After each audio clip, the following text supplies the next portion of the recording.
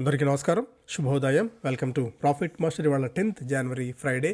ఈ వీకెండ్ రోజున ఇంటర్నేషనల్ మార్కెట్స్లో పర్ఫార్మెన్స్, అలాగే మన మార్కెట్స్ మీద ఇంపాక్ట్ ఒకసారి చూద్దాం. ఏషియన్ మార్కెట్స్లో ట్రెండ్ కొద్దిగా బలహీనంగానే ఉంది. నికాయ్ దాదాపు 30% మేర, హాంకాంగ్ 1/4% మేర, షాంఘై కూడా దాదాపుగా 0.5% మేర నష్టాలతో ట్రేడ్ అవుతున్నాయి.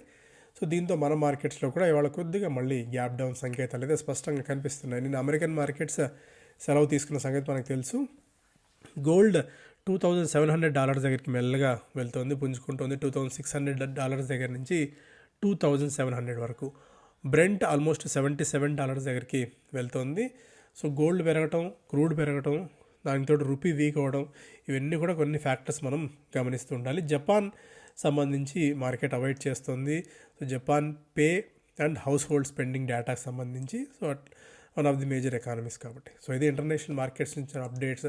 నిన్న కూడా ఫారిన్ పోర్ట్ఫోలియో ఇన్వెస్టర్స్ అమ్మకాలకి దిగారు.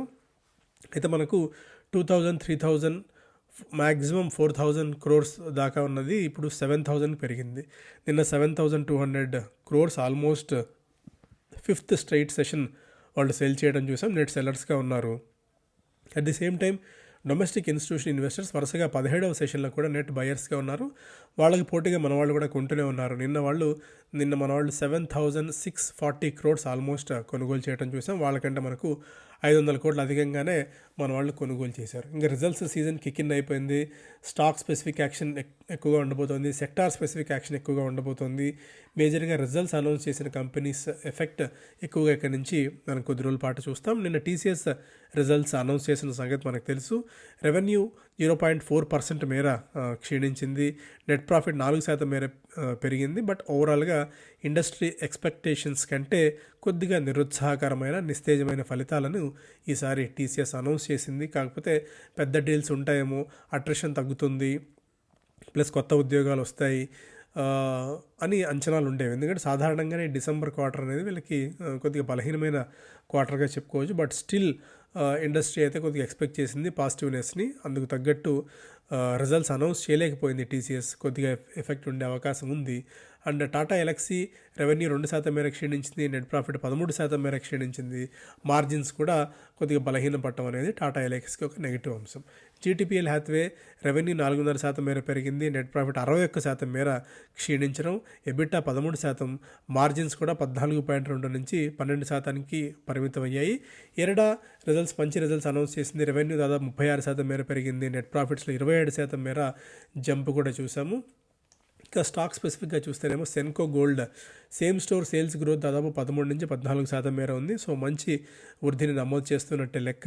ఇన్స్టిట్యూషనల్ ప్లేస్మెంట్ ఒక్కొక్క షేర్కి 1,125 రూపాయలు చొప్పున ఇన్స్టిట్యూషనల్ ప్లేస్మెంట్ చేసి దాదాపుగా 440 కోట్లు సమీకరించబోతుంది సెన్కో గోల్డ్. ఈ క్వార్టర్లో, అంటే ఈ ఫైనాన్షియల్ ఇయర్లో దాదాపు 18 నుంచి 20 కొత్త స్టోర్స్ని ఏర్పాటు చేయబోతున్నట్టు సెన్కో గోల్డ్ వెల్లడించింది. ఐఆర్బి ఇన్ఫ్రా ఓవరాల్గా డిసెంబర్ నెలలో టోల్ కలెక్షన్ 31% మేర పెరిగినట్టు వెల్లడించింది. యునైటెడ్ బ్రెవరీస్ తెలంగాణలో, ఎందుకంటే తెలంగాణలో వాళ్ళ బ్రాండ్ ప్రస్తుతానికి వైదొలిగినట్టే ప్రస్తుతానికి, బట్ దాని మీద ఒక కమిటీ రాష్ట్ర ప్రభుత్వం వేసింది. కంపెనీ చెప్తున్న దాని ప్రకారం 70% ఓవరాల్గా ట్యాక్సెస్ మీదే వస్తుంది తాము ఇచ్చే ధరలో. సో మెజారిటీ కంపెనీకి వచ్చేది 16% మేర మాత్రమే. అయ్యే ఖర్చు 16% మేర కంపెనీకి వస్తే 70% పైన మనకు పూర్తిగా ట్యాక్సులకే పోతుందని చెప్పి కంపెనీ వెల్లడించింది. బట్ ప్రభుత్వంతో ఈ మేరకు సయోధ్య కుదుర్చుకొని మళ్ళీ బ్రాండ్ని ఇక్కడ తెలంగాణలో స్టార్ట్ చేస్తారో చూడాలి. సో ఎందుకంటే one of the major markets కాబట్టి వాళ్ళకి. CAMS insurance repository services has accelerated digital platforms ఒకటి. And Indegene the company has entered into pact with CliniOps for accelerated clinical trials అదొకటి. జెన్సార్ టెక్నాలజీస్ డివిడెంట్ని, అలాగే మధ్యంతర డివిడెంట్ని కన్సిడర్ చేయబోతోంది. అదాని విల్మర్లో అదాని ఇంతకుముందు చెప్పినట్టు వాళ్ళు వైదొలగబోతున్నారు. అదాని కమాడిటీస్ ఈ కంపెనీలో ఉన్న వాటాని 13.5% మేర వాటాని ఆఫర్ ఫర్ సేల్ ద్వారా విక్రయించబోతుంది. 275 రూపాయల ధర దీనికి నిర్ణయించారు. పాలీప్లెక్స్ 558 కోట్ల రూపాయలు ఇన్వెస్ట్ చేయబోతున్నట్టు ప్రకటించింది. బాపెట్ మ్యానుఫ్యాక్చరింగ్ ఫిలిం ప్లాంట్లో ఈ పెట్టుబడులు పెట్టబోతున్నట్టు. So Mazagon Dock 6th Scorpene class submarine వాక్షీర్ని ఇండియన్ నేవీకి వాళ్ళు అందజేశారు. సో ఇవి చాలా స్టాక్స్ ఉన్నాయి. And majority of the stocks కూడా ఇంకొకసారి చూస్తే ఇవాళ Just Dial, PCBL, CESC results announce చేయబోతున్న కంపెనీల జాబితాలో ఉన్నాయి. అవన్నీ డిస్కస్ చేసిన అంశాలే. అండ్ ఎకనామిక్ టైమ్స్ ఫస్ట్ పేజ్లో టీసీఎస్ రిజల్ట్స్ గురించి ఆల్రెడీ మనం అయితే చూసాము. అండ్ హమ్ ఏక్ హమారే చార్, ఇక్కడ చిన్న borrowers mutual fund micro finance ఇండస్ట్రీలో తీవ్రమైన దుమారం రేగుతోంది. అండ్ దీనికి తోడు మేజర్గా రికవరీస్ అనేది చాలా ఇబ్బందికరమైన పరిణామంలో ఉంది. About 5 million micro borrowers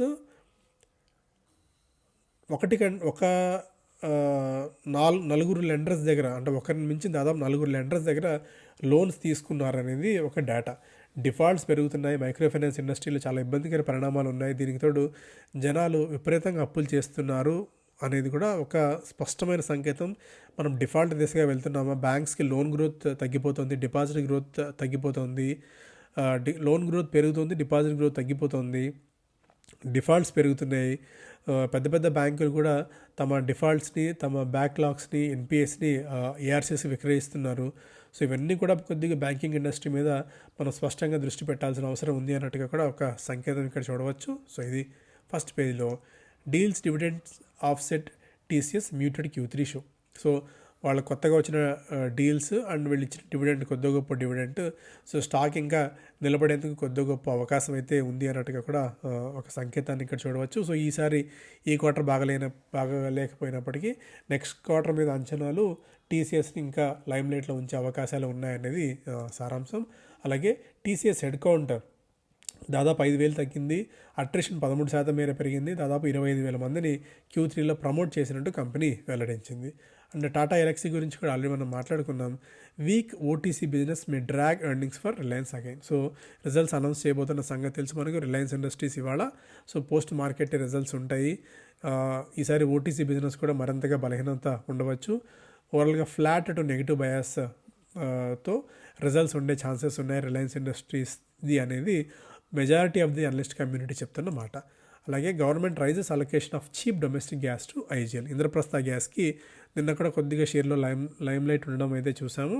stock government ఈ సంస్థకి డొమెస్టిక్ గ్యాస్ పరంగా చీప్ అలొకేషన్ నిన్న పెంచడం అనేది ఒక మెజారిటీ ఆఫ్ ది పాజిటివ్ అంశం.